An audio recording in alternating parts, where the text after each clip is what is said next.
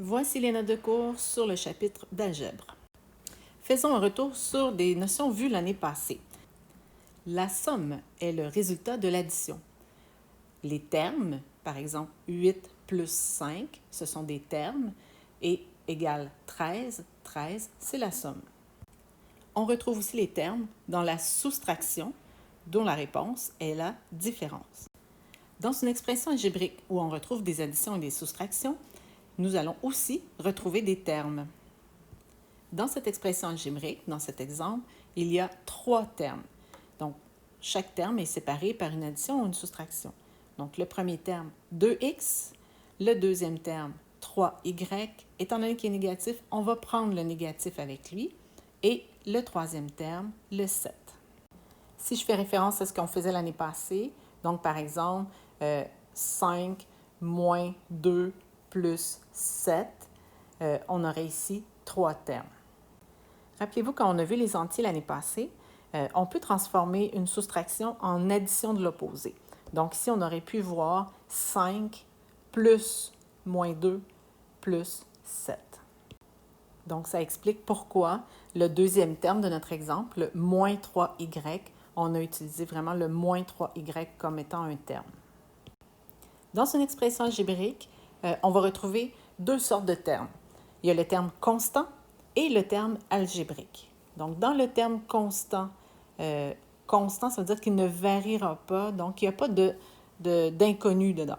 Donc, dans cet exemple-ci, le 7, bien, il n'y a pas d'inconnu, c'est 7, c'est ça, ça va être constant.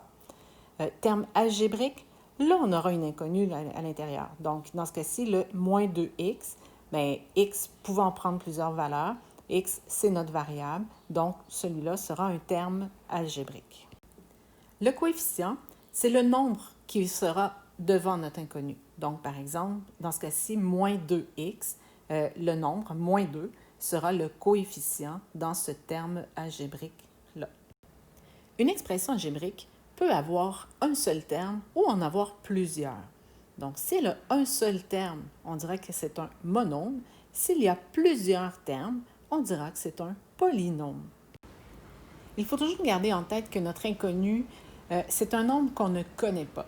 Donc là, on va aller travailler avec des variables, on va parler de termes constants, de termes algébriques, mais les lettres qu'on va utiliser, elles vont toujours être là pour remplacer un nombre qu'on ne connaît pas.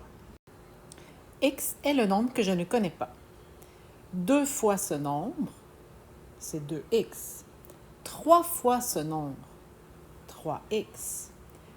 2 de plus que ce nombre, x plus 2. La somme de 2 fois ce nombre, plus 3 fois ce nombre, plus 2 de plus que ce nombre, nous donne une belle expression algébrique.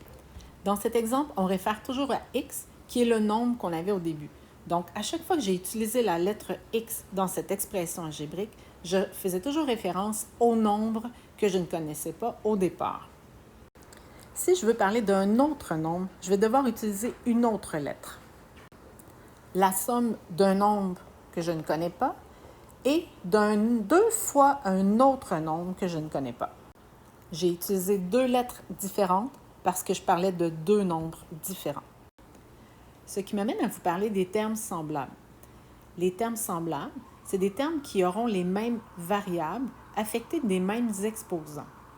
Donc, si je fais référence à ce que je viens de dire avant, ça veut dire que je parle du même nombre que je ne connais pas. Exemple, 2x et 3x sont des termes semblables, puisque je fais référence à la même lettre, donc au même nombre que je ne connais pas. L'exemple 5x et moins 7y, mais je parle de x et je parle de y, donc ce ne sont pas des termes semblables. Ils doivent aussi avoir les mêmes exposants. Donc, si dans mon troisième exemple, 6a et 7a au cube, donc comme j'ai a et a au cube, je ne pourrais pas dire que c'est des termes semblables. Même si on parlait du même nombre, cette fois-ci, j'en ai un qui n'a pas d'exposant et l'autre est exposant 3. Donc, ce ne seront pas des termes semblables. Le dernier exemple, 5x et 2x sur 3 ou 2 tiers de x. Je parle de x dans les deux cas. C'est la même lettre, donc le même nombre auquel je fais référence. Un dernier exemple de termes semblables, 8a exposant 2 et 2a exposant 2. Il s'agit de la même lettre avec le même exposant. Donc, ce sont des termes semblables.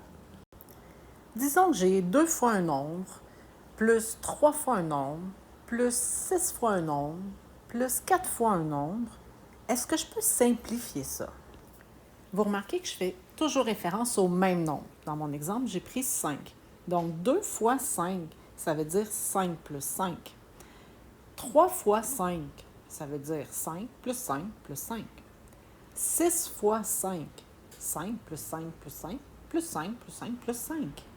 Et 4 fois 5, 5 plus 5 plus 5 plus 5. Quelle est la façon de tout simplifier ça? Je pourrais dire 15 fois 5. Que j'additionne 2 fois 5, 10, plus 3 fois 5, 15, plus 6 fois 5, 30, plus 4 fois 5, 20, ça me donne 75. 15 fois 5 me donne aussi 75. Dans ce cas-ci, comme je faisais toujours référence au même nombre, 5, j'ai pu trouver une façon plus simple de faire le calcul. Donc, 15 fois 5, c'est beaucoup plus simple. Si je n'avais pas toujours fait référence au même nombre, par exemple, si j'avais 2 fois 4 plus 3 fois 2 plus 6 fois 7 plus 4 fois 5, comme je ne fais pas référence au même nombre, même si je le défaisais comme tantôt, 2 fois 4, c'est 4 plus 4, 3 fois 2, c'est 2 plus 2 plus 2, 6 fois 7, 7 plus 7 plus 1. Donc, même si je le défaisais comme ça, je ne pourrais pas trouver une façon plus simple de l'écrire que de le laisser comme ça. En résumé, si je fais référence au même nombre, dans ce cas-ci 5, je peux simplifier. Dans l'autre exemple, je ne fais pas référence au même nombre, je ne peux pas simplifier. Disons que j'ai 2 fois un nombre, plus 3 fois un nombre, plus 6 fois un nombre, plus 4 fois un nombre. Est-ce que je peux simplifier ça? Vous remarquez que je fais toujours référence au même nombre. Tu peux faire le lien avec l'exemple précédent avec le 5. Donc, 2n plus 3n plus 6n plus 4n, ce sera la même chose que 15n. Je refais la même chose avec le deuxième exemple. 2 fois 4, 3 fois 2, donc je n'ai jamais utilisé le même nombre, donc je vais devoir utiliser des lettres différentes. Donc, 2 fois A plus 3 fois B plus 6 fois C plus 4 fois D. Dans mon premier exemple, j'ai des termes semblables. Je peux additionner des termes semblables. Dans mon deuxième exemple, ce ne sont pas des termes semblables, donc je vais devoir laisser ça 2A plus 3B plus 6C plus 4D.